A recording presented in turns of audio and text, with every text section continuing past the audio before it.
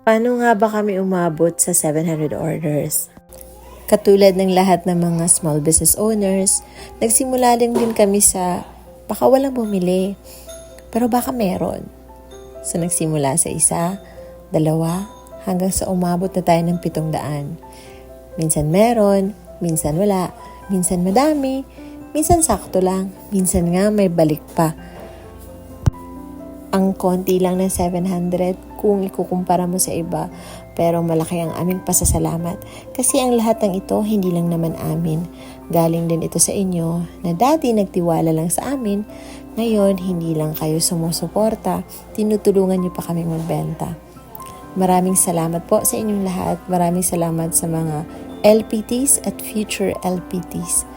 Katulad ko at katulad mo, tulungan natin ang Pilipinas na magkaroon ng mas maraming licensed professional teachers. Maraming salamat po sa inyong lahat.